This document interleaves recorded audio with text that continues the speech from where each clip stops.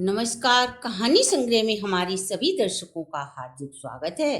दर्शकों, आज हम आपको कलयुग के महान भक्त जयपुर की मेड़ता रियासत के राजा परम वीरवान विष्णु के परम भक्त जयमल जी के विषय में बताएंगे। हम आपको बताएं इससे पहले अगर आपने हमारे चैनल को सब्सक्राइब नहीं किया तो प्लीज जल्दी से सब्सक्राइब कर लीजिए। दर्शकों, राजा जयमल राजस्थान की मेड़ता रियासत के राजा थे और उन्होंने ही बाद में प्रसिद्ध जोधपुर नगर बसाया था। आप रसक शिरोमणि संत श्री हित हरबंश जी के शिष्य और श्री राधा कृष्ण के अनन्य भक्त थे। श्री ठाकुर जी की सेवा पूजा में बड़ा भारी अनुराग था, उसमें जरा भी व्यवधान स्वीकार नहीं था। यहाँ तक कि उस समय कोई कितनी भी महत्वपूर्ण राजकीय सूचना क्यों न हो, वे उसे सुनते नहीं थे और संदेश देने वाले को मृत्युदंड दे दिया करते थे। राजा का एक भाई था, परंतु वह राजा से ठीक विपरीत स्वभाव का था। उसे भगवान की सेवा पूजा से कोई मतलब नहीं था, साथ ही वह राजा जयमल से द्वेष रखता था। यद्यपि राजा जयपुर ने उसे मंडोर वर्ग का राजा बना दिया था, पर उसकी महत्वाकांक्षा राजा जयमल का राज हड़पने की थी। उसे इसी प्रकार राजा की सेवा पूजा के नियम की जानकारी हुई तो उसने एक कुटिल योजना बनाई। उस दुष्ट ने सोचा कि जब राजा जयमल पूजा कर रहे हों तभी मेड़ता पर आक्रमण कर देना चाहिए। मृत्यु दंड के भय से कोई भी उन्हें आक्रमण की सूचना नहीं देगा और वह आसानी से राज्य स्थगित कर लेगा। ऐसा सोचकर उसने मेड़ता पर आक्रमण कर दिया। राज्य पर आए इस प्रकार के संकट को देखकर मंत्रियों ने विचार किया कि राजमाता से निवेदन किया कि आप ही महाराज को यह सूचना देने में समर्थ हैं, क्योंकि आपके प्रति पूज्य भाव से राजा आपसे कुछ नहीं कहेंगे और उन तक सूचना भी पहुंच जाएगी। फिर वे जैसा आदेश देंगे हम लोग वैसा ही करेंगे। दूसरे किसी को भेजने पर महाराज उनकी सुनेंगे नहीं, बल्कि उन्हें मृत्युदंड दे देंगे। राज्य पर आए संकट को गंभीरता से देखते हुए राजमाता मंत्रियों के परामर्श से मंदिर में गईं और भगवान की पूजा में संलग्न राजा जयमल को उन्होंने आक्रमण की सूचना दी।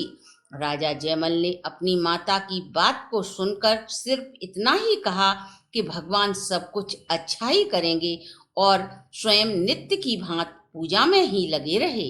इतनी बड़ी संकट की सूचना भी उनके मन को सेवा पूजा से न विचलित कर सकी। शस्त्र सेना निर्भीक रूप से बढ़ी चली आ रही थी। जब सेना मेड़ता के एकदम निकट पहुंच गई तो भगवान से रहा न गया। उन्होंने झट सैनिक का भेष बनाया, एक हाथ में तलवार ली, दूसरे हाथ में भाला धारण किया, पीठ पर ढाल बांधी और राजा की घुड़सवार से एक घुड़अश्व खोल लाए। फिर उस पर सवार होकर अकेले ही युद्ध भूमि की ओर चल दिए। सैनिक बने श्री भगवान कृष्ण तलवार चलाते हुए शत्रु सेना में घुस गए। उस समय तलवार बिजली की भांति शत्रुओं को सिर विहीन कर रही थी और भाले का एक ही प्रहार हाथियों के गंड स्थल को फाड़कर धराशायी कर रहा था। प्रथम तो शत्रु सेना ने उस सैनिक को घेरने का प्रयास किया, पर वायु वेग से दौड़ते हुए अश्व और विद्युत की भांति चमकती तलवार के देखते हुए उनके पास आने का साहस न हुआ। थोड़ी ही देर में युद्ध का मैदान खाली हो गया। अब युद्ध क्षेत्र में सिर्फ शस्त्र राजा का भाई अकेला ही बचा था। उसकी सेना भाग गई। शस्त्र भी मेरे भक्त का ही भाई है, यह सोचकर भगवान उसका वध करने के स्थान पर उसे अपनी मनमोहिनी छवि के दर्शन कराए। उस छवि और तेज को देखते ही राजा के भाई का शत्रु भाव नष्ट हो गया और वह मूर्छित होकर वहीं रणभूमि में गिर पड़ा। संकट समाप्त हुआ देखकर भगवान रणभूमि से वापस लौट आए और घोड़े को पुनः घुड़साल में बांध दिया। इधर जब राजा जयमल ने भगवान की सेवा पूजा कर ली तो उन्हें माता द्वारा दी गई आक्रमण की सूचना याद आई। फिर राजा के कर्तव्य का ध्यान रखकर शीघ्र ही युद्ध भूमि की ओर चल दिए। वहां जाकर उन्होंने देखा कि आक्रमणकारी राजा की सारी सेना घायल पड़ी है। आगे जाने पर देखा कि आक्रमण करने वाला भाई भी घायल पड़ा है। उसने राजा जयमल को देखते ही अपना शीश झुका लिया और बोला, आपको जो दंड देना है मुझे स्वीकार है। राजा जयमल ने कहा कि पहले ये बताओ कि तुम्हारी सेना का विनाश किसने किया और तुम कैसे घायल हुए। उसने कहा, तुम्हारी ओर से एक सांवला सा सिपाही घोड़े पर बैठकर आया था। उसने मेरी संपूर्ण सेना का विनाश किया और उसकी दृष्टि पड़ते ही मैं घोड़े से गिर गया और मूर्छित हो गया। राजा जयमल को अब समझने में देर न लगी कि वह सांवला सिपाही कौन था।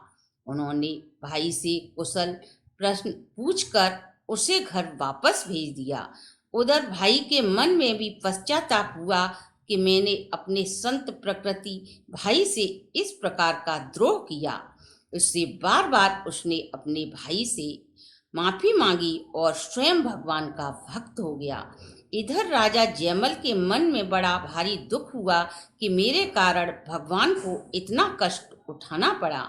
मैंने माता से कह दिया था कि भगवान सब कुछ अच्छा ही करेंगे, इसलिए भगवान मेरे राज्य की रक्षा के लिए स्वयं युद्ध करने आए। इस प्रकार करुणामय प्रभु ने अपने भक्त राजा जयमल के वचन की रक्षा की। दर्शकों, कैसी लगी आपको हमारी ये ऐतिहासिक जानकारी? अगर आपको हमारी ये वीडियो अच्छी लगी हो तो कमेंट करें, और यदि आपने अभी तक हमारे चैनल को सब्सक्राइब नहीं किया तो सब्सक्राइब करें, बेल आइकन को प्रेस करें, जिससे हमारी नई वीडियो की जानकारी सबसे पहले आपको प्राप्त हो सके।